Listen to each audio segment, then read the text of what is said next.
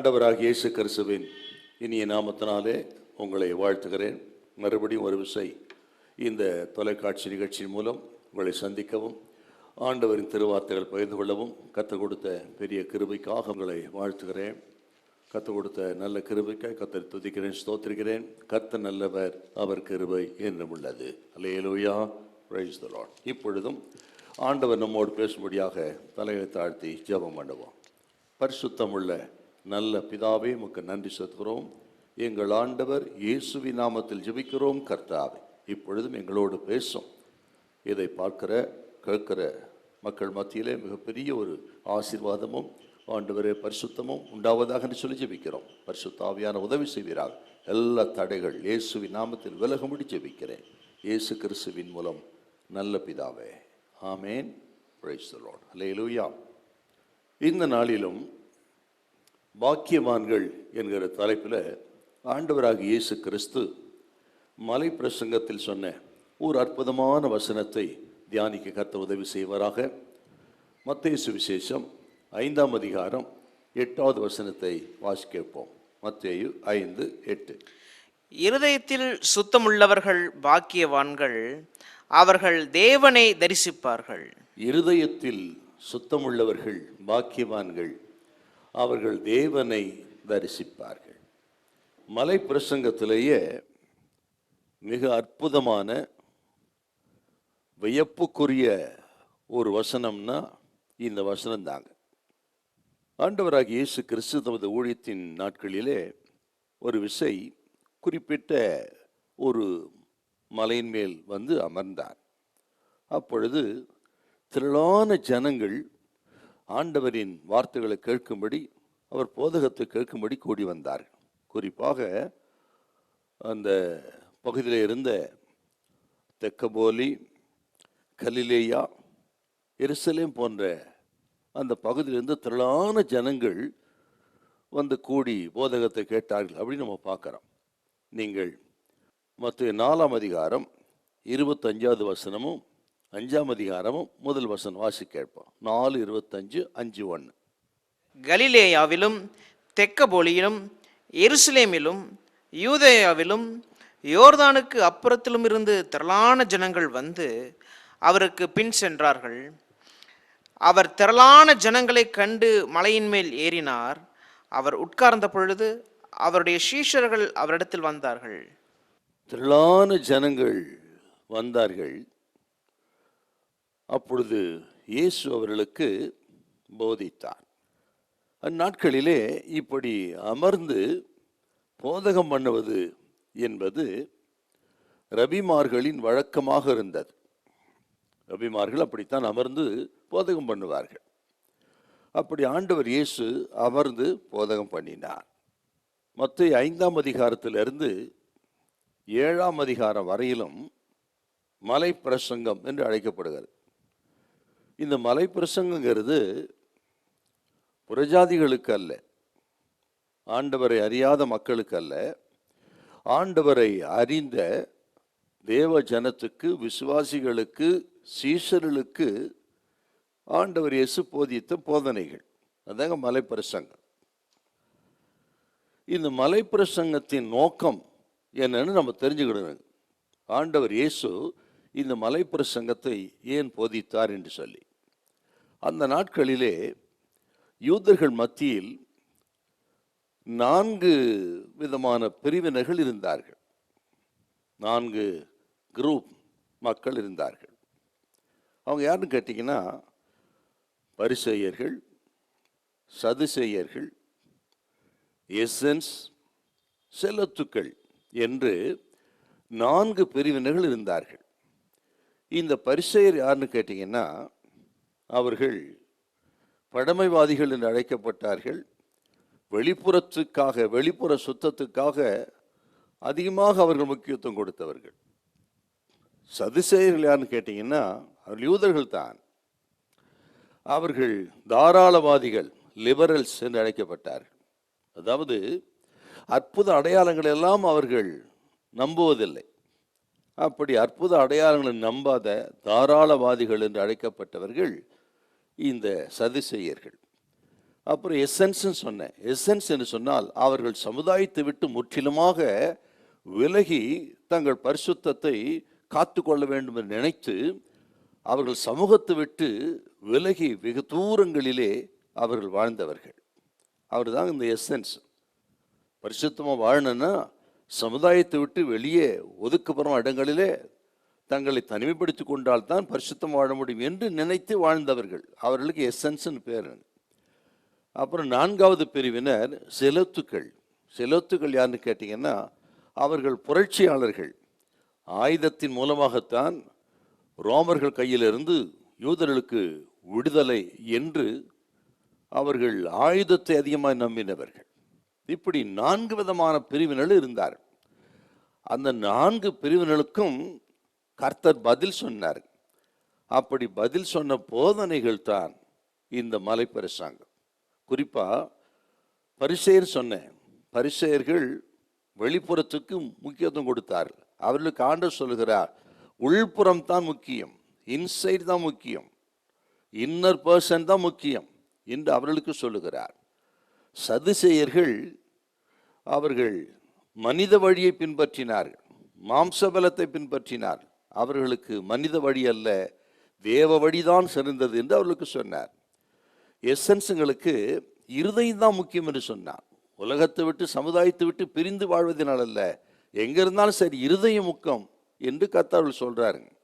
செலோத்துக்களுக்கு என்ன பதில் சொல்றான்னு கேட்டீங்கன்னா, புரட்சி இல்லை, ஆராதனை, தேவனை ஆராதிப்பது, ஆராதிப்பின் மூலமாகத்தான் எந்த விடுதலையும் பெற முடியும் என்று இப்படி செலோத்துக்களுக்கு போதித்தார். இப்படி 4 பிரிவினர் இருந்தார்கள், 4 பிரிவு கொள்கைகள் இருந்தது.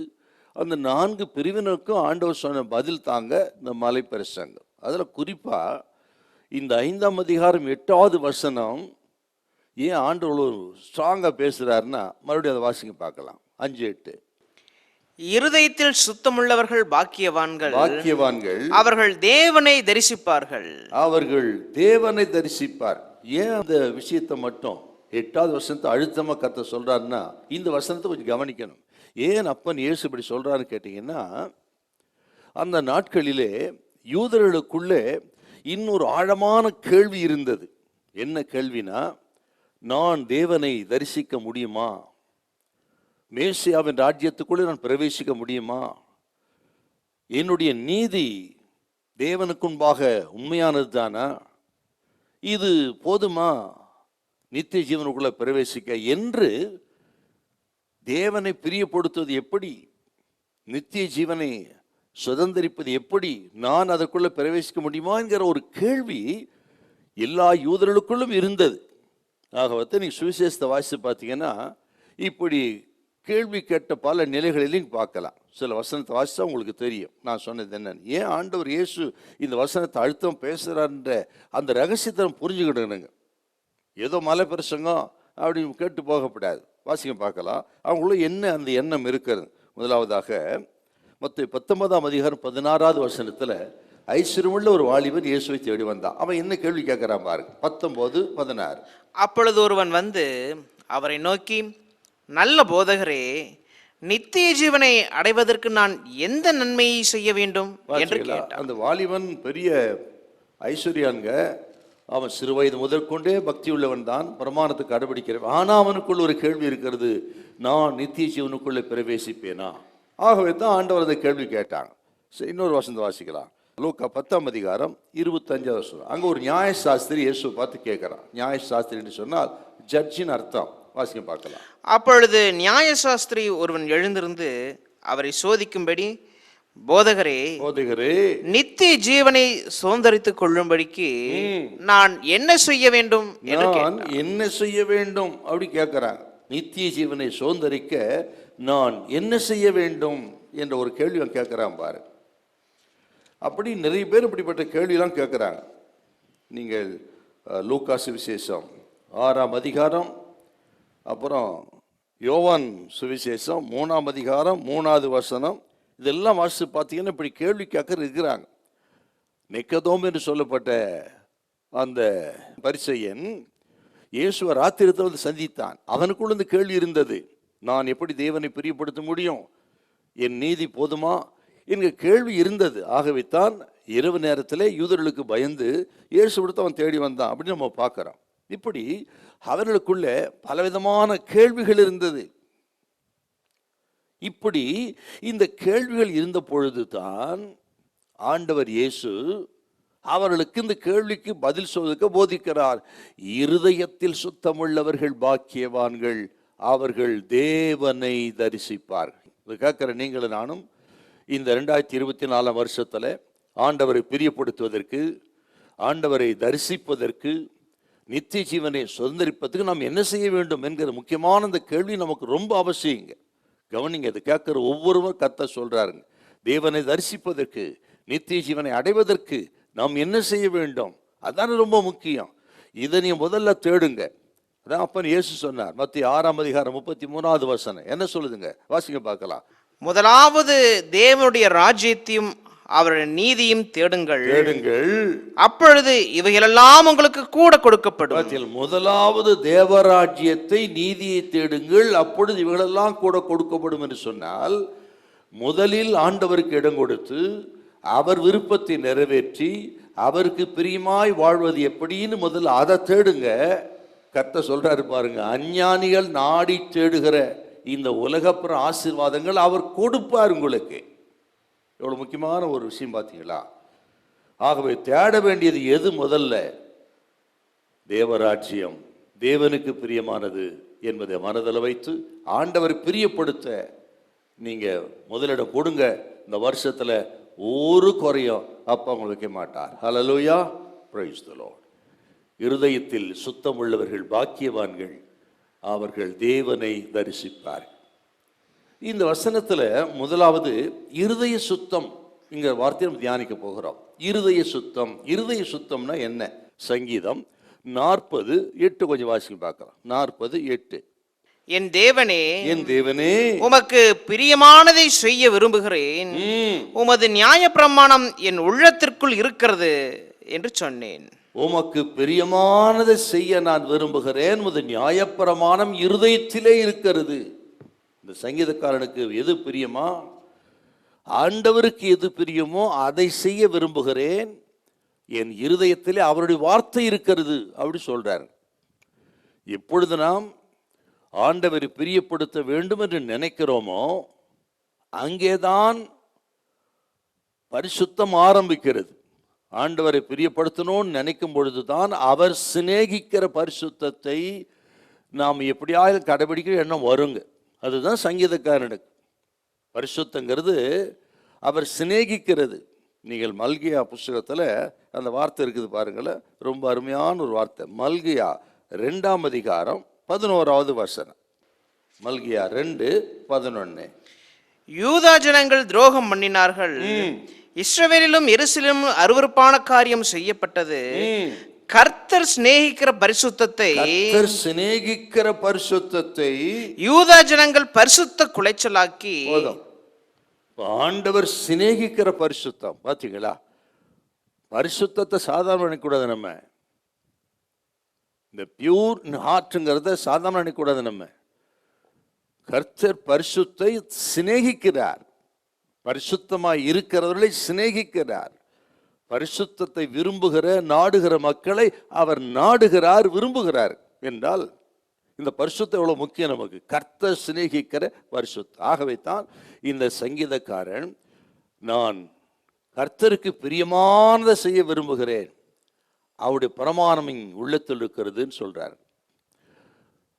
நமது இருதயம் ஆண்டவரோடு இருந்து விட்டால் நாம் ஆண்டவர் சொல்ல எந்த கட்டளைக்கும் நீ கீழ்ப்படிவோம்.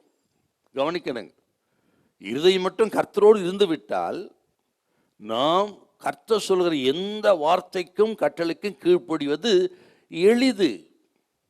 அதுதான் ரொம்ப முக்கியம். ஆண்டவரோடு இல்லைன்னா, கர்த்தருடைய வசனம் நமக்குள்ள இல்லைன்னா, நம் இருதயம் ஆண்டவரோடு இல்லைன்னா கீழ்ப்படுறது கஷ்டங்க. ஆகவே ஆண்டவரை பிரியப்படுத்தணும், கீழ்ப்படிய வேண்டும் என்றால் இருதயம் ரொம்ப முக்கியம் நமக்கு. ஆகவே தான் ஆண்டவர் பேசுகிறார், இருதயத்தில் சுத்தமுள்ளவர்கள் பாக்கியவான்கள். சில மூல பாஷையில் சொல்லப்பட்ட சில வார்த்தை உங்களுக்கு ரொம்ப முக்கியம், அதை கொஞ்சம் தியானிக்கணுங்க. ஏன் அடிக்கடி நான் மூல பாஷை குறித்து பேசுகிறேன்னா அதில் இன்னும் ஆழமாக தெளிவாக இருக்கிறது. ஆகவே தேவ மக்கள் இதை முயற்சி பண்ணி நீங்கள் தெரிஞ்சுக்கிறது நல்லது உங்களுக்கு. சரி, இந்த இருதயம், ஹார்ட், இந்த வார்த்தைக்கு மூல பாஷையில் என்னன்னா கார்டியா அப்படின்னு வருதுங்க. கார்டியா, அதுதான் பின்னாட்களிலே ஆங்கிலத்தை கார்டியாக் அப்படின்னு வந்தது. கார்டியாலஜி சொல்கிறேன் இல்லைங்களா? அப்படி இந்த கார்டியாக் என்ற வார்த்தை எங்கேருந்து வந்துன்னா கிரேக்கத்தில் சொல்லப்பட்ட கார்டியா என்ற வார்த்தை தான் பின்னாட்களில் ஆங்கிலத்தில் இப்படி வருதுங்க, கார்டியாக்குன்னு சொல்லி. இதோட அர்த்தம் என்னன்னா உள்ளான மனிதன். இதனுடைய அர்த்தம் மூல பாஷையின்படி உள்ளான மனிதன், இன்னர் பர்சன் அப்படி இருக்குங்க. இது அப்படியே மனசில் வைங்க. ஒரு வசனத்தை வாசித்தா நல்லா தெரியும். இருதயம் ரொம்ப முக்கியன்றதுக்கு அது உள்ளான மனிதன், அந்த இருதயம் ரொம்ப முக்கியம் என்பதற்கு சில வசனத்தை வாசிங்களேன். நீதிமொழிகள் 23:7. இந்த வருஷத்தில் அதிகமாக வசனத்துக்கு இடந்தான வசனத்தை கேட்க கேட்க, வசனத்தை வாசிக்க தியானிக்க தியானிக்கத்தான் நமக்குள்ள பரிசுத்தம் உண்டாகும். ஸ்தோத்திரம். ஆகவே வசனம் தான் நம்ம பரிசுத்தப்படுத்துகிறது. வாசிங்க பார்க்கலாம். நீதிமொழிகள் 23:7. அவன் இருதயத்தின் நினைவு எப்படியோ அப்படியே அவன் இருக்கிறான், புசியும் பானம் பண்ணும் என்று அவன் உன்னோட சொன்னாலும். இருதயத்தின் நினைவு எப்படி இருக்கிறதோ அப்படியே அவன் இருக்கிறான். ஒரு மனுஷன் இருதயம் எப்படி இருக்கிறதோ அப்படிதான் அவன் இருக்கிறான் என்றால் இருதயம் ரொம்ப முக்கியம். பாருங்க, இன்னொரு வசனத்தை வாசிங்க பார்க்கலாம். நீதிமொழிகள் 4:23. எல்லா காவலோடும் உன் இருதயத்தை காத்துக்கொள். உன் இருதயத்தை காத்துக்கொள். பார்த்தீங்களா? அதனிடத்து நின்று ஜீவ ஊற்று புறப்படும். ஓ பாருங்க, எல்லா காவலோடும் இருதயத்தை காத்துக்கொள் என்று சொன்னால் இந்த இருதயம் என்ற வார்த்தை எவ்வளவு முக்கியம் பாருங்க.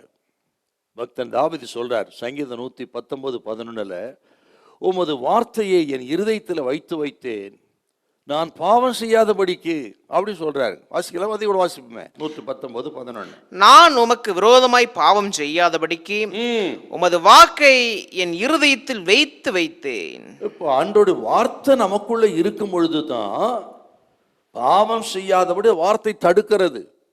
ஆகவே தான் சங்கீதக்காரன் சொன்ன வார்த்தையை நான் உங்களுக்கு சொன்னேன். உங்களுக்கு அவரை பிரியப்படுத்த விரும்புகிறேன், பிரமாணம் எனக்குள்ள இருக்கிறது அப்படி அதனால தான் சொன்னார்.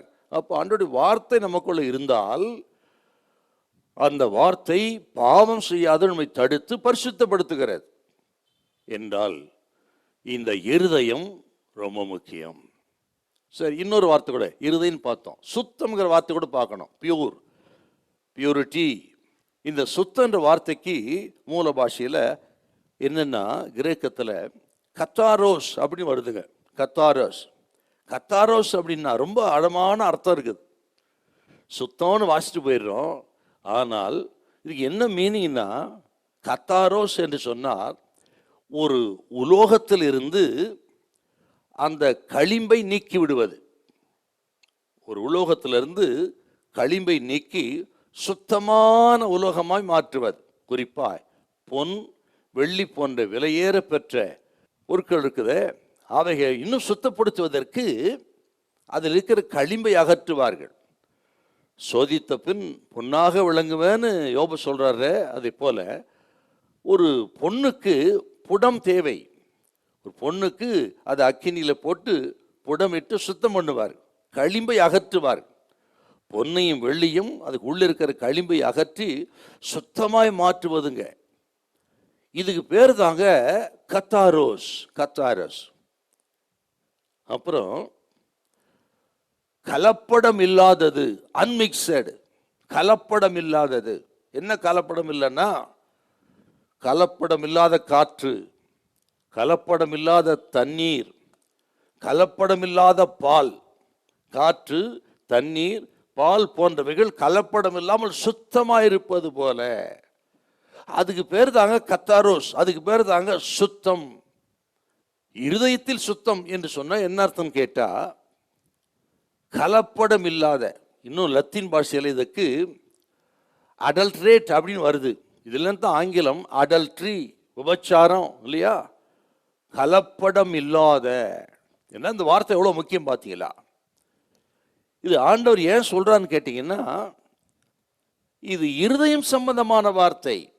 இந்த இருதய சுத்தம், கார்டியாங்கிறது இருதயம் சம்பந்தமான வார்த்தை. நான் உங்களுக்கு சொல்லுகிறேன், கிறிஸ்தவ மார்க்கம் என்பதே இருதயம் சம்பந்தம் மட்டும்தாங்க. கிறிஸ்தவ மார்க்கம் இருதயத்தோடு தொடர்புடைய இருதய சம்பந்தம் தான் கிறிஸ்தவம். வெளிப்புறம் அல்ல, வெளி அழகு, வெளித்தோற்றம், வெளிப்பிரகாரமான வாழ்க்கை இல்லைங்க. கிறிஸ்தவ வாழ்க்கைங்கிறது இருதயம் சம்பந்தமானது, இருதயம் சுத்தப்பட்டது, இருதயத்தோடு ஆண்டவருக்குள்ள தொடர்பு. அதுதாங்க கிறிஸ்தவம். இன்றைக்கு கிறிஸ்தவம் ரொம்ப வித்தியாசமாக இருக்கிறது. வெளி தோற்றத்தை பார்த்து தான், அல்லது வெளி தோற்றத்தை வைத்து தான், அல்லது பாரம்பரியத்தை வைத்து நான் கிறிஸ்தவன், நான் இப்படி இருக்கிறேன் அப்படின்லாம் சொல்லுகிறேன், நான் ஆலயத்துக்கு போகிறேன் என்று கிறிஸ்தவத்தை வித்தியாசமாக கற்பித்து விட்டார்கள். அதில் குறிப்பாக இந்த நாட்களில் கவனிக்கணுங்க, கிறிஸ்தவம் என்பது, கிறிஸ்தவ மார்க்கம் என்பது இருதயத்தோடு சம்பந்தப்பட்டது, இருதய சுத்தத்தோடு சம்பந்தப்பட்டது. இருதயம் தான் கருத்து முக்கியமானது. ஆகவே தான் விவரமாக உங்களுக்கு நான் சொல்லுகிறேன். உங்களுக்கு ஆண்டவர் இயேசு இருதயத்தை சுத்தம் உள்ளவர்கள் பாக்கியவான்கள் சொன்னார்னா அந்த இருதய சுத்தம் எவ்வளோ முக்கியம் பாருங்க. இப்போ கலப்படம் இல்லாதது அப்படின்னு பார்த்தேன். ஒரு அர்த்தம் என்னன்னு கேட்டிங்கன்னா, கலப்படம் இல்லாத எண்ணங்கள், கலப்படமில்லாத சிந்தனைகள், கலப்படமில்லாத ஆசைகள், கலப்படமில்லாத விருப்பங்கள். விருப்பம் சுத்தமாக இருக்கணும், சிந்தை சுத்தமாக இருக்கணும், நமது நோக்கம் சுத்தமாக இருக்க வேண்டும், நமது ஆசைகள் சுத்தமாக இருக்க வேண்டும். இதுக்கு பேர் தாங்க இருதய சுத்தம். இதைத்தான் அப்பன் இயேசு போதிக்கிறார். அவர்கள் தான் தேவனை தரிசிப்பார்கள்.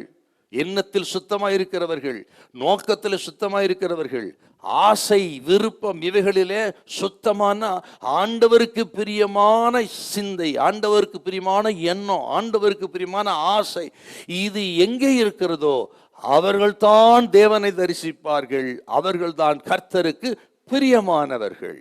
பார்த்தீங்களா எவ்வளோ ஆழமா இருக்கு பாருங்க. அப்புறம் சொல்றாரு பாருங்க, அவர்கள் பாக்கியவான்கள். ஆங்கிலத்தில் பாக்கியவான்கள் என்று தான் இந்த வசனமே தொடங்குது. பாக்கியவான்கள் என்று சொன்னால் அதுக்கு ஒரு கிரேக்க பதம் இருக்குது, பீட்டஸ் அப்படி அர்த்தம். அதுக்கு கிரேக்கத்தில் பீட்டஸ். பீட்டஸ் என்று சொன்னால் அதில் தான் பெட்டிடியூஸ் அப்படின்னு வருது. பெட்டிடியூட் அப்படின்னா சந்தோஷம், மகிழ்ச்சி, உள்ளான திருப்தி அப்படின்னு அர்த்தங்க. இப்போ உள்ளான திருப்தி, இந்த மகிழ்ச்சி, சந்தோஷம், நிறைவான சந்தோஷம் யாருக்கு கிடைக்கும்னா, நான் சொன்ன பாருங்க, இருதயத்தில் சுத்தம், எண்ணங்களிலே, விருப்பங்களில், ஆசைகளில், விருப்பங்களில் யாரெல்லாம் சுத்தமாக இருக்கிறார்களோ அவர்களுக்கு தான் ஆண்டவர் இந்த மகிழ்ச்சியை கொடுக்கிறார், சந்தோஷத்தை கொடுக்கிறார், உள்ளான திருப்தியை கொடுக்கிறார். அவர்களே அவர் பார்வையில் பாக்கியவான்கள். ஹல்லேலூயா, பிரைஸ் தி லார்ட். ஆண்டவருடைய போதனை எவ்வளவு ஆச்சரியமா இருக்குது பாருங்க. இருதயத்தில் சுத்தம் உள்ளவர்கள் பாக்கியவான்கள், அவர்கள் தேவனை தரிசிப்பார்கள். இந்த இருதய சுத்தம், சுத்தம், பரிசுத்தம், சுத்திகரிப்பு, சாங்டிஃபிகேஷன், ஹோலி, ஹோலினஸ், இந்த வார்த்தையெல்லாம் வேதத்தில் கிட்டத்தட்ட புதிய ஏற்பாடு பழைய ஏற்பாட்டில் 1000 முறை வருவதாக பரிசுத்தவான்கள் கணக்கிட்டிருக்கிறார். 1000 முறை வருது. அதில் குறிப்பாக விசேஷம் யாத்திராகமும் லேவியராகமும் தாங்க.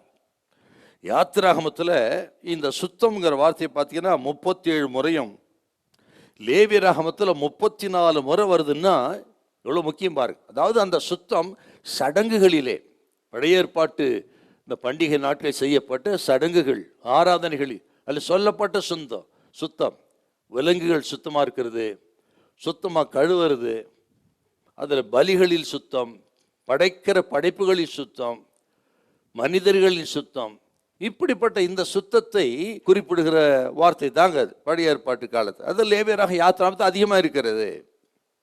நான் சொல்லுகிறேன் உங்களுக்கு, இப்போதான் கவனிக்கணுமே ஏன் ஆண்டவர் இயேசு இது போதித்தான்றதுன்னா, வேதபாரகரும் பரிசேயரும் இந்த வெளியரங்கமான சுத்தத்துக்கு முக்கியத்துவம் கொடுத்தாங்க, அதைத்தான் பிரதானப்படுத்தினார்கள்.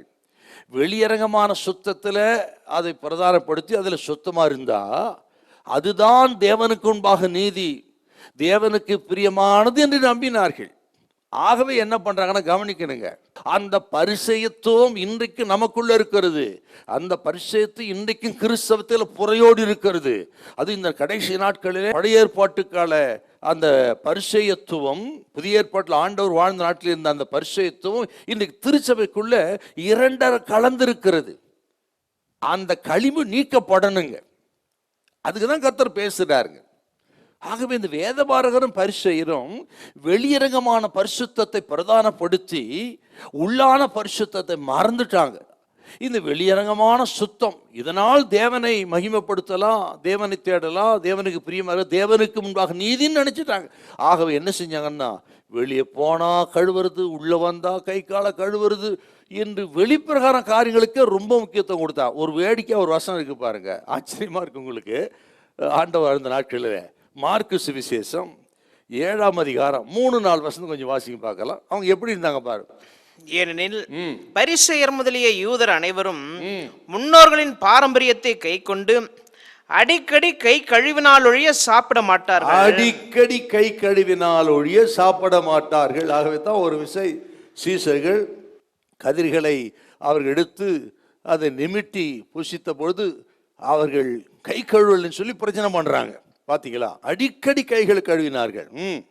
கடையிலிருந்து வரும்போதும் ஸ்நானம் பண்ணாமல் சாப்பிட மாட்டார்கள். கடையிலிருந்து வரும்பொழுது ஸ்நானம் பண்ணா, அப்படியே செம்புகளையும் கிண்ணங்களையும் செப்பு குடங்களையும் மனைகளையும் கழுவுறது அல்லாமல் வேறு அநேக ஆசாரங்களையும் கை கொண்டு கடைபிடித்தார். எல்லாம் உங்களுக்கு வெளிப்பிரகாரமான சுத்தம் தான். பாத்தீங்களா? அதுக்கு தாங்க இம்பார்ட்டன்ஸ் கொடுத்தாரு. வெளியே போனா வந்தா. இன்னும் இந்த ஆயக்காரர்களை பாவிகளை நினைச்சாங்க. ஆயக்காரன் யாராகிலும் உள்ள வீட்டுக்குள்ள வந்துட்டு போயிட்டா வீட்டையே கழுவி சுத்தம் பண்ணுவான என்றால் அவங்களுடைய வெளிப்பிரகார சுத்தத்துக்கு இது கூட வேற என்ன சொல்லுங்க. நான் அப்படி ஒரு ஆச்சாரம் அவர்கள் மத்தியிலே தான் கற்று இதை போதிக்கிறாருங்க. வெளிப்பிரகாரமான காரியங்களை அதுக்கு இம்பார்ட்டன்ஸ் கொடுத்து பிரதானப்படுத்தி உள்ளான மறந்துவிட்டு அந்த வேதபாரகர் பரிசை யூதர்களுக்கு தான் கர்த்தர் போதிக்கிறார். இருதயத்தில் சுத்தமுள்ளவர்கள் பாக்கியவான்கள், அவர்கள் தேவனை தரிசிப்பார்கள். ஹல்லேலூயா. இன்னும் கூட நான் சொல்லுகிறேன், யூதர்களின் பண்டிகையில் ரொம்ப விசேஷமானது பாவ நிவாரண நாளின் பண்டிகை, த டே ஆஃப் அட்டோன்மெண்ட். அந்த நாளில் என்ன செய்வான்னா, ஒரு ஆசாரியன் அந்த ஒரு நாளிலே 5 முறை குளித்து தன் சரீரத்தை சுத்தம் பண்ணிட்டு வருவான். அந்த ஒரு நாள் 5 முறை. அதை விட தன் பாதத்தை மாற்றம் 10 முறை கழுவானாங்க. 10 முறை கழுவான் என்றால் நீங்களே புரிந்து கொள்ளுங்கள்.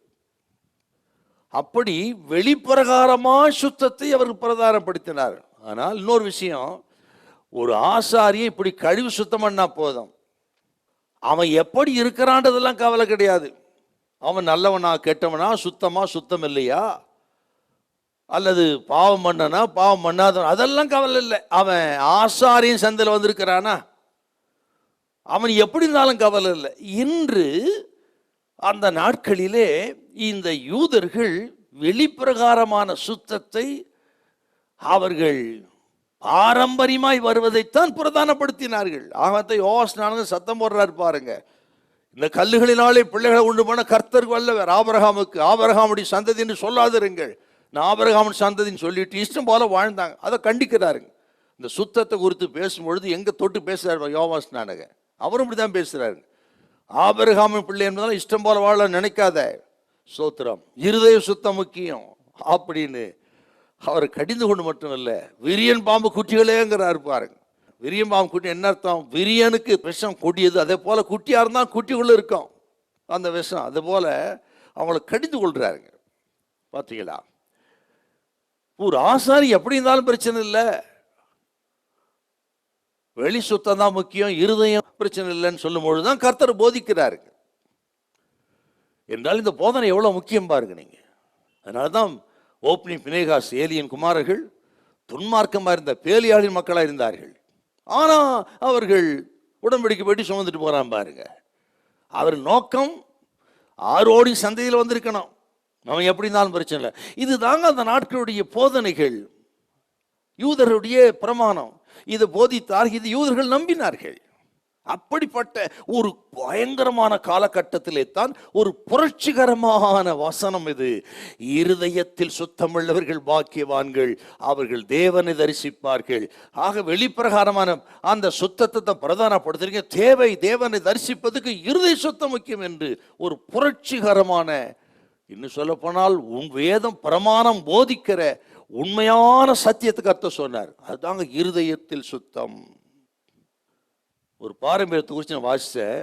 கை கூட எப்படி கழுவானா, கை கழுவுன்னு சொன்னேன் இல்லைங்களா, கை எப்படி கழுவான்னால் பாத்திர தண்ணி எடுத்து இப்படி மேலே ஒத்தி சுத்தமாக கழுவானா. பிறகு தன் முட்டியை உள்ளங்கையில் வைத்து நன்றாய் தேய்ப்பானா. அவ்வளோ சுத்தமா அப்படி சுத்தம் பண்ணுவானா. வேடிக்கை இருக்கு பாருங்க இதெல்லாம். ஆனால் இருதயம் அவர்கள் கெட்டு போயிருந்தது. ஆகவே தான் கர்த்தர் போதிக்கிறாருங்க, இருதயத்தை சுத்தமுள்ள பாக்கியவான்கள். நான் சொல்லுகிறேன் உங்களுக்கு, இந்த இருதய சுத்தம் எவ்வளோ முக்கியம், ஏன் ஆண்டவர் போதித்தான்றது. அந்த நாட்களிலே மொத்தம் இந்த பிரமாணங்கள் என்று சொல்லக்கூடிய இந்த பிரிசெப்ட்ஸ், பிரமாணங்கள் 613 பிரமாணம் இருந்தது பழைய ஏற்பாட்டு காலத்தில். பிரமாணம், நியாய பிரமாணம் சொல்கிறோமே, அந்த பிரமாணங்கள் 613 இருந்தது. இது ரொம்ப அதிகமாக இருக்கிறது, மக்கள் கடைபிடிக்கிறது கஷ்டம்னு சொல்லி அதை ரபிமார்கள் 11 மாற்றுறாங்க. 11 கொள்கைகள், பிரின்சிபல்ஸ் 11 கொள்கையாக மாற்றுறாங்க. அதுதாங்க சங்கீதம் 15. இது கூட அதிகம் சொல்லி அதை 6 மாற்றுறார்கள். 6 கட்டளைகளாக, கமாண்ட்ஸ் 6 கட்டளைகளாக மாற்றுறாங்க. அதுதான் ஏசாயா 33:15. இதை கூட அவர்கள் இன்னும் சுருக்கி 3 சட்டங்களாக, லாஸ் 3 சட்டங்களாக மாத்துறேன். அந்த 3 சட்டம் என்னங்க சொல்லுது? இப்போ இருதய சுத்தம்னா எவ்வளோ முக்கியம், கொஞ்சம் டீப்பாக கவனிக்கணும். வாசிங்க பார்க்கலாம். மீகா 6:8 என்ன சொல்லுது? மீகா 6:8, மனுஷனே மனுஷனே நன்மை இன்னதென்று அவர் உனக்கு அறிவித்திருக்கிறார், நியாயம் செய்து இரக்கத்தை சிநேகித்து உன் தேவனுக்கு முன்பாக மனத்தாழ்மையாய் நடப்பதை அல்லாமல் வேற எண்ணத்தை கர்த்தரிடத்தில் கேட்கிறார். 613 பிரமாணங்கள் 3 பிரமாணத்தில் அடங்கிடுச்சுங்க. மறுபடியும் வாசிங்க. நன்மை இன்னதென்று அவர் உனக்கு அறிவித்திருக்கிறார், நியாயம் செய்து இரக்கத்தை சிநேகித்து உன் தேவனுக்கு முன்பாக மனத்தாழ்மையாய் நடப்பதை எல்லாம். இரக்கம், நியாயம், மனத்தாழ்மை எல்லாம் இருதயம் சம்பந்தமானது என்றால் இந்த பிரமாணம் முழுவதுமே இருதயம் சம்பந்தமானது. அதை இவர்கள் மறந்து விட்டார்கள். இரக்கத்தை விட்டு விட்டார்கள், பலியை பிடித்துக் கொண்டார். ஆகவேத்தான் அப்பன் இயேசு போதித்தார், நீங்கள் இரக்கத்தை மறந்து விட்டீர்கள், பலியை பார்க்கலாம் இரக்கம் என்னதென்று போய் கற்றுக்கொள்ளுங்கள். கண்டனம் பண்றாருங்க. இரக்கத்தை விட்டுட்டீங்கப்பா, பலியை பிரதானப்படுத்துறீங்க, தேவை இரக்கம் அப்படி கண்டனம் பண்றாருங்க. இன்னும் உங்களுக்கு சொல்லுகிறேன், இந்த டோட்டல் பிரமாணமும் போதிக்கிறது இருதுன்னு சொன்னேன். பவுல் ரொம்ப அழகா சொல்ற வசனம் 1 தீமோத்தேயு 1:5 கொஞ்சம் வாசிக்க பார்க்கலாம்.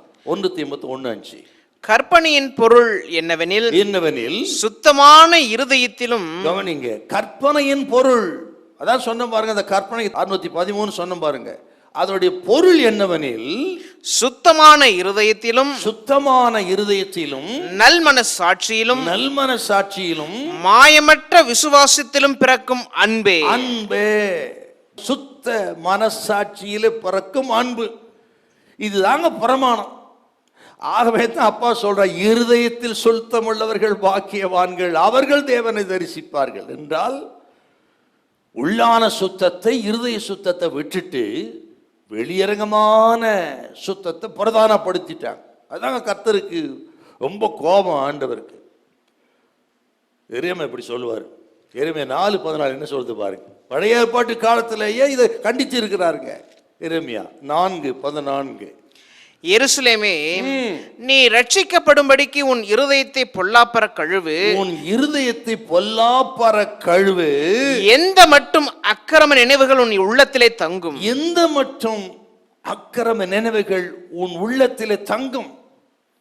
உன் இருதயத்தை கழுவுப்பா. நீ அக்கிரம நினைவுகள் ஆரம்பத்தில் சொன்ன பார்த்தீங்களா, கலப்படம் இல்லாத எண்ணங்கள், கலப்படம் இல்லாத நோக்கங்கள், கலப்படம் இல்லாத ஆசை, விருப்பம், அதை தான் கண்டம் பண்றாருங்க. அவன் இருதயம் கரப்டா இருக்கிறது. அவன் எண்ணம், யோசனைகள், ஆசை, விருப்பம் எல்லாம் கரப்டா இருக்குது.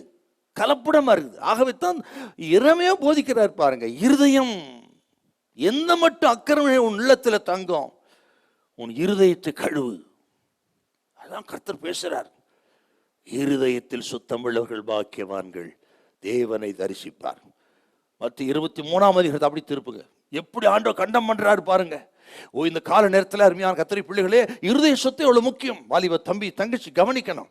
ஏதோ வெளிப்பிரகாரமாக கிறிஸ்தவராக இருந்து வெளிப்பிரகாரமாக ஆராதனைக்கு போய் வந்து நீங்கள் கிறிஸ்தவராக காட்டிக்கொள்வதில் பிரயோஜனம் இல்லை.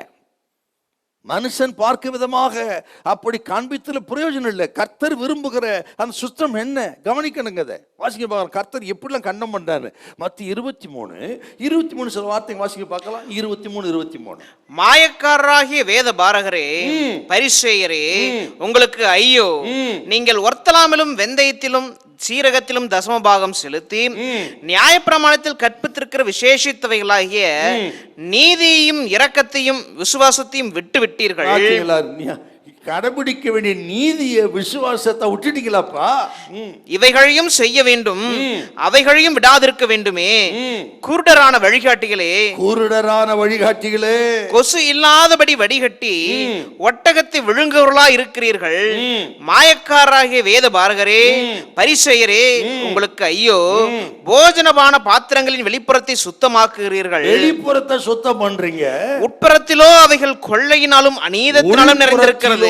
கொள்ளையினாலும் அநீதத்தினாலும் நிறைந்திருக்கிறது. குருடனான பரிசேயனே, போஜனபான பாத்திரங்களின் வெளிப்புறம் சுத்தமாகும்படி அவைகளின் உட்புறத்தை முதலாவது சுத்தமாக்கு. உட்புறத்தை சரி பண்ணுப்பா. அப்புறம் ரொம்ப ஆண்டவருக்கு ரொம்ப கோபம் வந்து அடுத்த வசனம் பாருங்க. அடுத்த வசனம், மாயக்காரராகிய வேத பாரகரே, பரிசேயரே, உங்களுக்கு ஐயோ! வெள்ளையடிக்கப்பட்ட கல்லறைகளுக்கு ஒப்பாய் இருக்கிறீர்கள். அவைகள் புறம்பே அலங்காரமாய் காணப்படும், உள்ளேயோ மரித்தவர்களின் எலும்புகளினாலும் சகல அசுத்தத்தினாலும் நிறைந்திருக்கும். பாருங்க, இதோட என்னங்க சொல்லணும்? வெளிப்புற சுத்தத்தை பிரதானப்படுத்தி உள்ள இருதயத்தை விட்டுட்டியாப்பா. வெள்ளை எடுக்கப்பட்ட கல்லறையே. இதை கேட்கிற அருமையான கர்த்தருடைய பிள்ளைகளே, இந்த இருதய சுத்தம் எவ்வளவு முக்கியம் பாருங்க. கொஞ்சம் யோசனை பண்ணணும், நம்ம ஆராய்ச்சி பார்க்கணும். நம்ம இருதயம் எப்படி இருக்கிறது? இன்றைக்கும் அந்த பரிசேயத்துவம் நமக்குள்ள இருக்கிறது, ஆழமாய் வேரூன்றி விட்டது. அதிலிருந்து நமக்கு விடுதலை வேண்டும், சுத்திகரிப்பு வேணும். கர்த்தர் சொல்வார், இருதயத்தில் சுத்தமுள்ளவர்கள் பாக்கியவான்கள், அவர்கள் தேவனை தரிசிப்பார்கள். ஆண்டவரை யார் தரிசிப்பாங்கன்னா, இந்த உள்ளான இருதய சுத்தமுள்ளவர்கள். அதுதாங்க நீதி, இருதய சுத்தம். சரி, இரண்டாவது குறிப்பாகலாம். இரண்டாவது குறிப்பு, இந்த இருதய சுத்தத்தை பெறுவது எப்படி?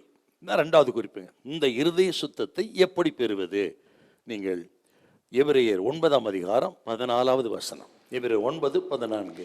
நித்திய ஆவியினாலே தம்மை தாமே பழுதற்ற பலியாக தேவனுக்கு ஒப்பு கொடுத்த கிறிஸ்துவனுடைய ரத்தம் ஜீவனுள்ள தேவனுக்கு ஊழியம் செய்வதற்கு உங்கள் மனசாட்சியை செத்த கிரியைகள் அற. கிறிஸ்துவனுடைய ரத்தம் மனசாட்சியை செத்த கிரியைகள் அற சுத்திகரிப்பது எவ்வளவு நிச்சயம். கிறிஸ்துவின் ரத்தம், இயேசுவின் ரத்தம் மனசாட்சியை செத்த கிரியைகள சுத்திகரிக்கிறது. இயேசு கிறிஸ்துவின் ரத்தம் சகல பாவத்தை நம்ம சுத்திகரிக்கும் அப்படின்னு 1 யோவான் 1:7 பார்க்கிறோம். என்றால் இந்த சுத்தத்தை எப்படி பெற முடியும்னா, ஆண்டவர் இயேசு கிறிஸ்துவினால், தேவனால் மட்டும்தான், இரத்தத்தால் மட்டும்தான் இந்த சுத்தத்தை பெற முடியும். இன்னொரு வசனம் இருக்குங்க, அப்போஸ்தலர் 15:9. அப்போஸ்தலர் 15:9. விசுவாசத்தினாலே அவர்கள் இருதயங்களை அவர் சுத்தமாக்கி, விசுவாசத்தினாலே அவர்கள் இருதயங்களை சுத்தமாக்கி நமக்கும் அவர்களுக்கும் யாதொரு வித்தியாசமும் இராதபடி செய்வார். விசுவாசத்தினாலே அவர்கள் இருதயத்தை சுத்தமாக்கி. பார்த்தீங்களா? இருதய சுத்தம் எப்படி ஆகுதான்? விசுவாசத்தினாலே, இயேசுவின் இரத்தத்தினாலே. ஆண்டவரை, இயேசுவின் சிலுவை மரணத்தை, இரத்தத்தை விசுவாசிக்கும் பொழுது அவர் நம் இருதயத்தை இரத்தத்தால் சுத்தம் பண்றார் என்றார். இந்த இருதய சுத்தம் என்பது தேவனால் உண்டாகிறது. அவர் தாங்க இருதயத்தை சுத்தம் பண்ண முடியும். கவனிக்க நீங்க இதை. நான் சொன்ன பாருங்க, எசன்ஸ்னு ஒரு பிரிவினை இருந்தாங்க, 4 பிரிவில் 1 எசன்ஸ். இவர்கள் இந்த சுத்தத்துக்காக சமூகத்தை விட்டு பிரிந்து அவர்கள் தனியான ஒரு இடத்துல வனாந்தரத்தில் எங்கேயோ குடியிருப்பார்கள். அப்படி இருந்தால் தான் சுத்தம் வாழ முடியும். அப்படி அந்த எசன்ஸு அவருடைய கொள்கையினால் அதிகமாக ஈர்க்கப்பட்டவர் தான் யோவான் ஸ்நானகன் அப்படின்னு சில சொல்கிறாங்க. வனாந்தரத்தில் குடியிருந்தார் அப்படின்னு. இப்படி இந்த எசன்ஸுடைய நோக்கம் சமுதாயத்தை விட்டு தங்கள் சரீரங்களை பிரித்து கொண்டு தனிப்பட்ட ஒரு இடத்திலே குடியிருந்தால் பரிசுத்தமாக வாழலாங்கிறது தாங்க. ஆனால் பிரச்சனை அங்கே இல்லைங்க. ஏதோ வெளிப்பிரகாரம் இந்த உலகத்தில் மட்டும் பிரச்சனை கிடையாது. நம்ம சுத்தத்துக்கு பிரச்சனைங்கிறது வெளிப்பிரகாரமான உலகத்தில் மட்டுமல்ல, நமக்கு உள்ளே இருக்கிறது பிரச்சனை. உள்ளத்தில் தாங்க பிரச்சனை இருக்குது. உள்ளத்தில் பிரச்சனை வச்சுக்கிட்டு எங்கே தனிப்பட்ட இடத்துல வாழ்ந்தாலும் சரி, தீவில் குடியிருந்தாலும் சரி, ஒன்றும் நடக்காது. நீங்களை பிரித்து கொண்டு தனி தீவில் குடியிருப்பதனால் சுத்தம் கிடையாது. உள்ளத்தில் உள்ள பிரச்சனை இருக்கு, அது சரி பண்ணணுங்க. அதை சரி பண்ணுவது ஏதோ நம்ம முயற்சினால் அல்ல, ஆண்டவர் தான் நம்மை பரிசுத்தப்படுத்தும். இருதயத்தை சுத்திகரிக்கிறவர் கர்த்தர் இயேசு கிறிஸ்து. அவர் ரத்தத்தினால் வசனத்தினால் நமக்கு சுத்தம் உண்டாகிறது. இது அப்படியே மனசில் வைக்கிறேன். இதை விவரித்து சொல்வதற்கு சில காரியங்களை உங்களுக்கு நான் சொல்ல விரும்புகிறேன்.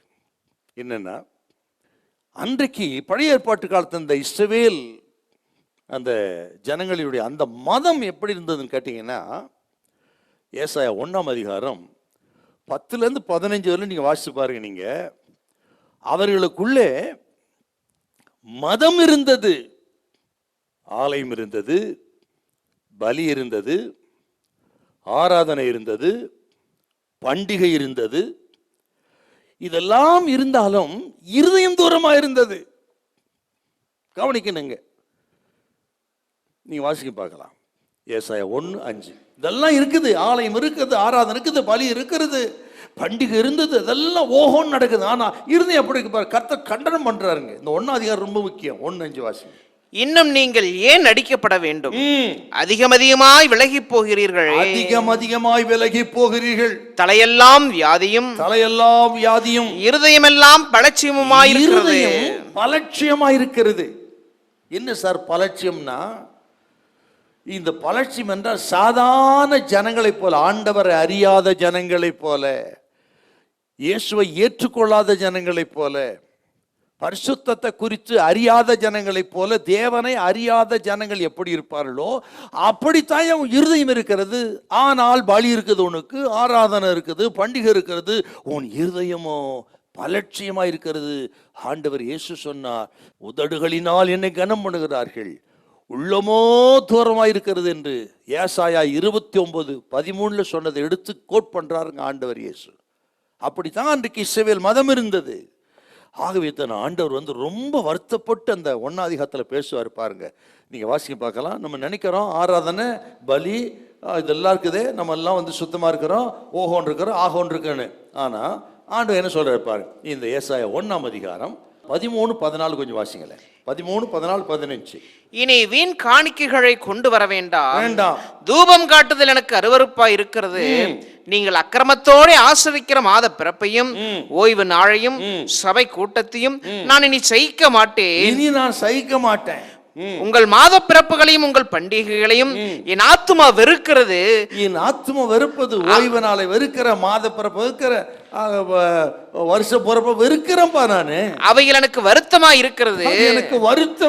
அவைகளை சுமந்து இழைத்து போன ஆண்டவர் பேசுறாரு பாருங்க. இந்த மனுஷனோட இருதயம் தூரமா இருக்கிறதை நினைத்து கர்த்தர் வெதும்பி சொன்ன வார்த்தைங்க.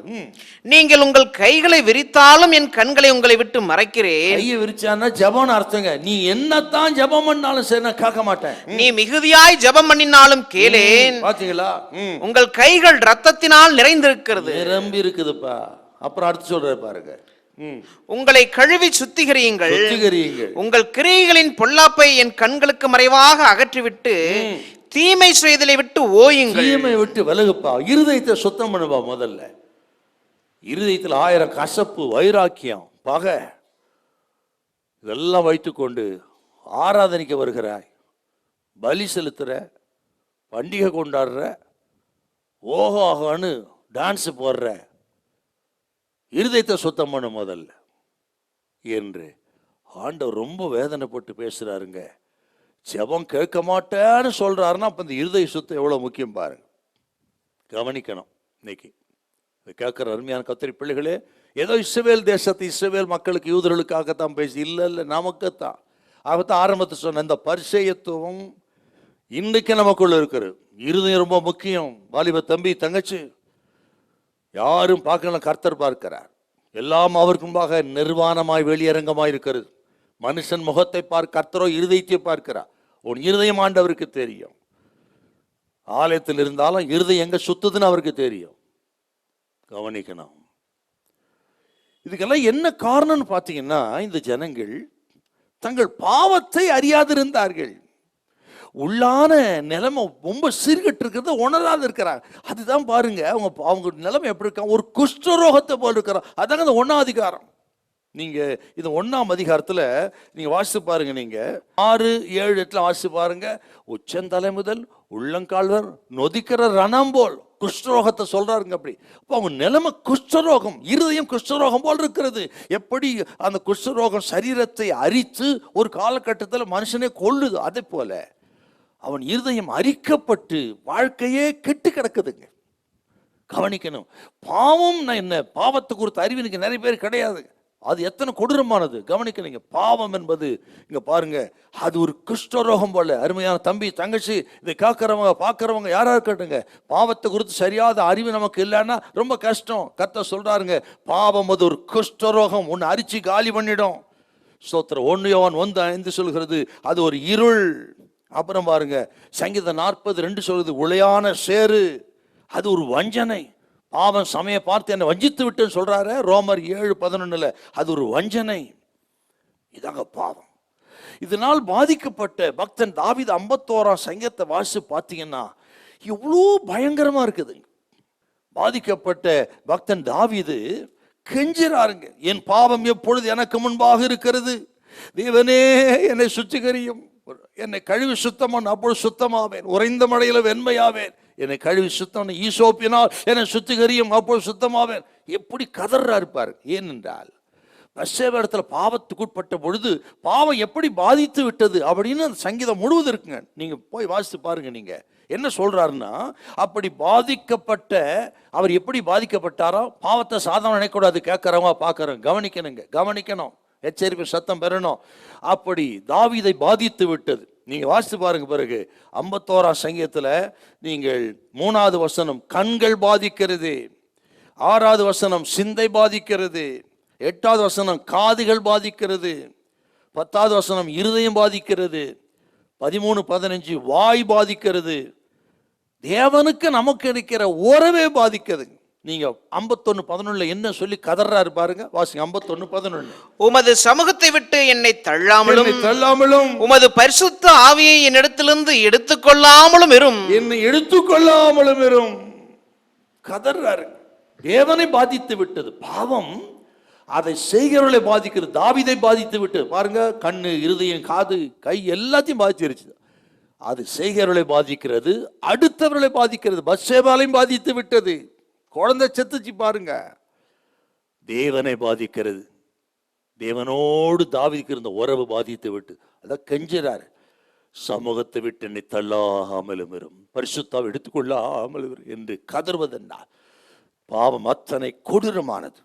அருமையான தம்பி தங்கச்சி, இன்னும் நான் சொல்றேன், நீங்க ஏசாயா வாசி பாருங்க. இதெல்லாம் கேட்கணுங்க, இதெல்லாம் நீங்க பார்க்கணும், பரிசுத்தம் அடையணும்.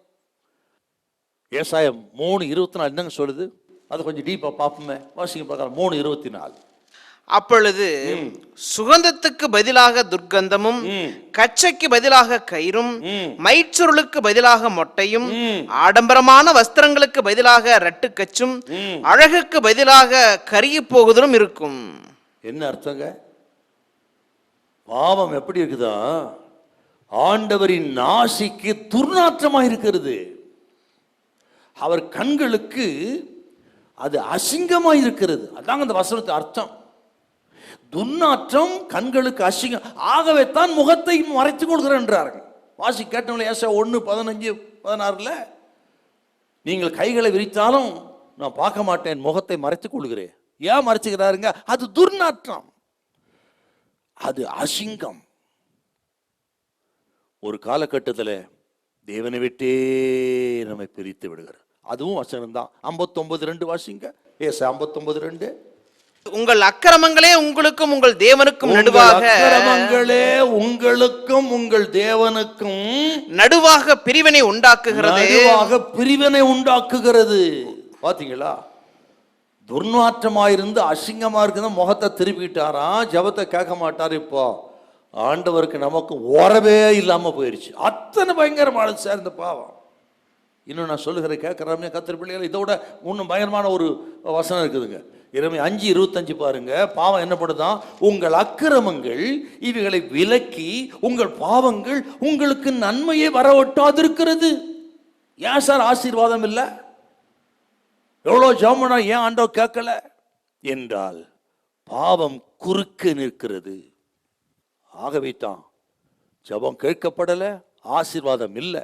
இதை கேட்கிற தேவ பிள்ளைகளே, இருதயத்தை சுத்தம் பண்ணாம இதெல்லாம் சரி பண்ணாம எத்தனை உபவாசம் இருந்தாலும் பிரயோஜனம் இல்லை, எத்தனை வருஷம் கோயிலுக்கு போனாலும் பிரயோஜனம் இல்லை, எத்தனை பாட்டு பாடினாலும் பிரயோஜனம் கிடையாது. இருதய சுத்தம்.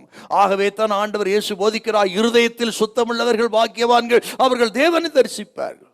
இருதய சுத்தம் அது இல்லைன்னா நன்மை வராது. ஆசீர்வாதம் ஏன் இல்லை? தம்பி தங்கச்சி கேட்கிறவங்கள எங்க தவறி இருக்கிறோம்? தேவனுக்கு பிரியமில்லாத எது? இன்னைக்கு அதை சுத்தம் பண்ணுங்க. அதை சுத்தம் பண்ணக்கூடிய ஒரே ஒருவர் ஆண்டவர் இயேசு தான். அவருடைய ரத்தத்தினால் தான். அது யாரா இருந்தாலும் சரி, இயேசுவின் ரத்தம் சகல பாவத்தை நம்மை சுத்திகரிக்கிறது. கவனிக்கணும். அந்த சுத்தத்தை இன்றைக்கு பெறும்பொழுது கர்த்தர் உங்களை விடுதலையாக்குவார். சுத்தம் அடைவீர்கள். உங்கள் ஜெபம் கேட்கப்படும். தடைபட்டிருக்கிற ஆசீர்வாத நன்மைகளை கர்த்தர் தானாக உங்களுக்கு தருவார். அது நிச்சயமா நடக்கும். இதுதாங்க சீக்ரெட்டு. ஆசீர்வாதத்துக்கு ஜெபம் கேட்க போறதுக்கு வேற எங்க போனா ஒன்றும் பிரயோஜனம் இல்லை. கவனிங்கள்.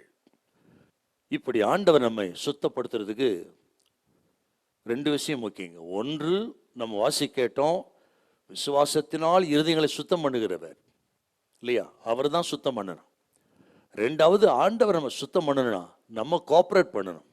அது என்னன்னு பார்ப்போம். முதலாவது ஸ்தோத்திரம், எசேக்கியேல் 36:26 என்ன சொல்லுது பாருங்க. 36:26. உங்களுக்கு நவமான இருதயங்களை கொடுத்து உங்கள் உள்ளத்திலே புதிதான ஆவியை கட்டளையிட்டு கல்லான இருதயத்தை உங்கள் மாம்சத்திலிருந்து எடுத்து போட்டு, கல்லான இருதயத்தை உங்கள் மாம்சத்திலிருந்து எடுத்து போட்டு சதையான இருதயத்தை உங்களுக்கு கொடுப்பேன். அதை செய்யக்கூடியவர் கர்த்தர். இந்த இருதயத்தை சுத்தம் பண்றது மாத்திர வேலை அவருடையது. ஆகவே தான் என்னாலே அல்லாமல் உங்களால் ஒன்றும் செய்யக்கூடாதுன்னு ஆண்டவர் சொன்னார். ஏன்னா நம்ம இருதயம் அவ்வளவு பயங்கரமானதுங்க. எரேமியா 13:23 சொல்லுது, எத்தியோப்பியன் தன் தோலையும் சிவிங்கி தன் புள்ளியும் மாற்றக்கூடுமோ, கூடுமானால் தீமை செய்ய பழகின நீங்களும் நன்மை செய்யக்கூடும். என்ன இருதயம் அவ்வளவு மோசமானது. எத்தியோப்பியன் தோலும் சிவிங்கியின் புள்ளியை மாற்ற முடியாது. அப்படித்தாங்க இருதயம். அதை மாற்றக்கூடிய ஒரே வல்லவர் நமது கர்த்தர். தான் சொல்றாரு, கல்லான இருதயத்தை எடுத்து சதையான இருதயத்தை தர, அதை தரக்கூடியவர் கர்த்தர். அவரை நம்புங்க. ஆண்டவரே, நீர்தான் என்னை விடுதலையாக்க முடியும் என்று விசுவாசிங்க. ரத்தத்தால் கழுவி என்னை சுத்தம் பண்ணுங்க, என்னை பரிசுத்தப்படுத்து. என் நிலைமை எனக்கு கஷ்டமா இருக்குது சுவாமி, என்னை விடுதலையாக்குங்கப்பா. எனக்கு அந்த சுத்தம் இல்லாதனால என் இருதயம் பாரமா இருக்கிறது, எனக்கு நிம்மதி இல்லை.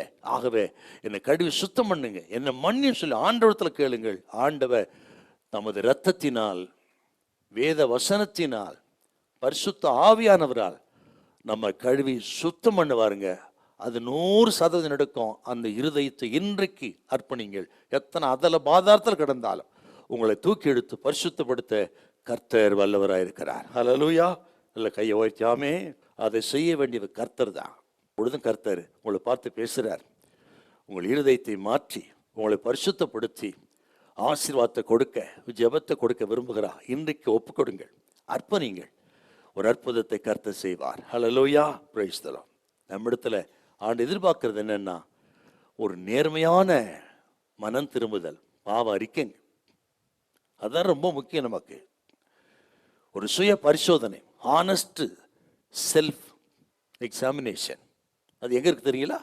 அதுக்கு ஒரு வசனம் தான், வாசிக்க பார்க்கலாம். சங்கீதம் 139 23 24. தேவனே, என்னை ஆராய்ந்து என் இருதயத்தை அறிந்து கொள்ளும். என்னை ஆராய்ந்து என் இருதயத்தை அறிந்து கொள்ளும். என்னை சோதித்து என் சிந்தனைகளை அறிந்து கொள்ளும். என் சிந்தனைகளை அறிந்து கொள்ளும். வேதனை உண்டாக்கும் வழி என்னிடத்தில் உண்டோ என்று பார்த்து நித்திய வழியிலே என்னை நடத்தும். நித்திய வழியிலே என்னை நடத்தும். என் இருதயத்தை ஆராய்ந்து சோதித்து அறிந்து கொள்ளும் சுவாமி. வேதனை உண்டாக்க வழிகளின் இடத்தில் உண்டோ என்று பார்த்து என்னை பரிசுத்தப்படுத்துங்கப்பா. என்ன ஒரு ஆழமான ஒரு நேர்மையான ஒரு சுய பரிசோதனை பாரு. இது கேட்கிற உங்களுக்கு அது தேவை. இன்னைக்கு அப்படி அர்ப்பணிங்க. உங்களை ஆராய்ந்து போயிட்டு ஆராய்ந்து பாருங்க, பரிசுத்தப்படுத்துங்க. ரொம்ப வருஷம் வராத ஆசீர்வாதம் வரும். இழந்த திரும்ப கொடுப்பார். பல ஆண்டுகள் கேட்கப்படாத ஜெபம் கேட்கப்படும். ஜெபம் கேட்கப்பட ஆசீர்வாதத்துக்கு இதான் வழி, வேற வழி இல்லை. ஒப்பு கொடுங்க, இன்னைக்கு ஒப்பு கொடுங்க, ஒரு அற்புதத்தை கர்த்தர் செய்வார். Hallelujah, praise the Lord. இருதயம்னு பார்த்தோம். அந்த இருதய சுத்தத்தை எப்படி பெறுதுன்னு பார்த்தோம். ஒரு வசனத்தை வாசித்து ஜெபிக்க விரும்புகிறேன். இப்போதான் ஆண்டவர் ஆசீர்வாதத்தை சொல்றார். மறுபடியும் அந்த 5:8 மத்தேயு. இருதயத்தில் சுத்தமுள்ளவர்கள் பாக்கியவான்கள், அவர்கள் தேவனை தரிசிப்பார்கள். அவர்கள் தேவனை தரிசிப்பார்கள். பாக்கியவான்கள், சந்தோஷமானவர்கள், மகிழ்ச்சியானவர்கள், பூரண சந்தோஷம், உள்ளான திருப்தி. இருதயத்தை சுத்தம்னா இத்தனை ஆசீர்வாதங்கள் உண்டு. இது எல்லாவற்றை காட்டிலும் மேலானது, அவர்கள் தேவனை தரிசிப்பார்கள். அதாங்க ரொம்ப முக்கியம். இதுக்கு இருதய சுத்தம் முக்கியம். எல்லா இருதயம் ஒன்று போல கிடையாது.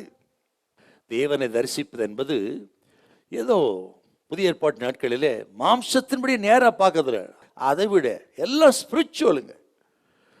ஆண்டவரை தரிசிக்கணும். ஆவிக்கு ரீதியில் தான். நீங்க புதிய ஏற்பாடு முழுவதும் நீங்க பார்த்தீங்கன்னா எல்லாம் ஸ்பிரிச்சுவலுங்க. எதெல்லாம் ஸ்பிரிச்சுவல்னா உங்களுடைய யோசனைக்காக சொல்லி நான் ஜெபம் பண்ண விரும்புகிறேன். எல்லாம் ஸ்பிரிச்சுவலா இருக்கு பாரு. ஒரு வசனத்தை வாசிக்கலாம். அப்போஸ்தலர் 17:27. கர்த்தராகிய தம்மை அவர்கள் தடவியாலும் கண்டுபிடிக்கத்தக்கதாக தம்மை தேடும்படிக்கு அப்படி செய்தார். தடவியாகிலும் கண்டுபிடிக்கத்தக்கதாக என்னங்க? எழுத்தின்படி தடவி கண்டுபிடிக்கிறதா? இல்ல, ஸ்பிரிச்சுவலா எப்படியாகிலும் இயேசுவை கண்டுபிடிக்கணும்ங்கிறது அர்த்தம். இப்படிதாங்க எல்லாம் புதிய ஏற்பாடு முழுவதும் இருக்கிறது. குறிப்பா சொல்றேன் பாருங்க. ருசி பார்ப்பது 1 பேதுரு 2:3 படி ருசி பார்க்கறது. அப்புறம் 2 கொரிந்தியர் 2:14 வாசனை. அப்புறம் யோவான் 10:3-4 வசனத்தின்படி காதால் கேட்கறது. அப்புறம் கலாத்தியர் 5:16 நடக்கிறது. அப்புறம் அப்போஸ்தலர் 26:18 பார்க்கறது. எல்லாம் ஸ்பிரிச்சுவல் தாங்க. நடக்கிறது, பார்க்கறது, கேட்கறது, தொடர்றது எல்லாம் புதிய ஏற்பாடு, எல்லாம் ஸ்பிரிச்சுவல் மீனிங் தான். என்றால் தேவனை தரிசிப்பது என்பதும் ஆவிக்குரியது தான். ஆவிலே தரிசிப்பது, விசுவாசத்தில் தரிசிப்பது, ஆக ஜெபத்தில் தரிசிப்பது, தேவ சமூகத்தை உணர்வது, தேவனை இருதயத்தில் தரிசிப்பது, பரலோகத்தையே பூலோகத்தில் இருதயத்தில் அனுபவிப்பது. இதாங்க தேவன் இந்த வாஞ்சை நமக்கு வேணும். நான் சொல்கிறேன், ஆண்டவர் இப்படி தரிசிப்பதுன்னு ரொம்ப அவசியம், நமக்கு தேவை. மோசே விரும்பினார், ஆண்டவரே உமது மகிமை எனக்கு காண்பித்தருளும். ஆபிரகாமின் நாளை காண ஆசையா இருந்தான், கண்டு களி கூர்ந்தான் என்று சொல்லுகிறார். பக்தன் தாவீது எத்தனை வருஷம் சங்கீதம் 27:8 வாசித்து பாருங்க. அவரை காண ஆசையா இருக்கிறார். நான் விழிக்கும் பொழுது சாயலால் திருப்தியாவே.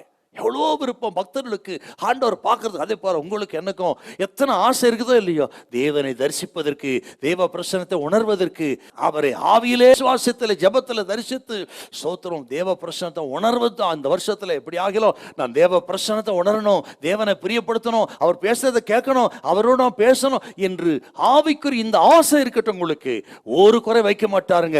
அப்பா இயேசு அதைத்தான் சொல்கிறார், இருதயத்தில் சொல் தமிழர் வாக்கியவான்கள், அவர்கள் தேவனை தரிசிப்பார்கள்.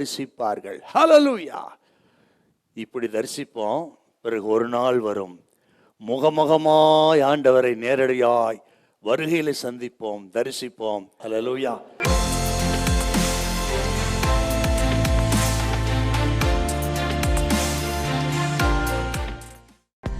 காலைதோறும் கர்த்தருடைய மகிமை வீடியோவை உங்கள் ஸ்மார்ட் போனில் தினந்தோறும் பெற்றுக்கொள்ள நீங்கள் தொடர்பு கொள்ள வேண்டிய வாட்ஸ்அப் எண் 8778504502. கர்த்தர் தாமே உங்களை ஆசீர்வதிப்பாராக.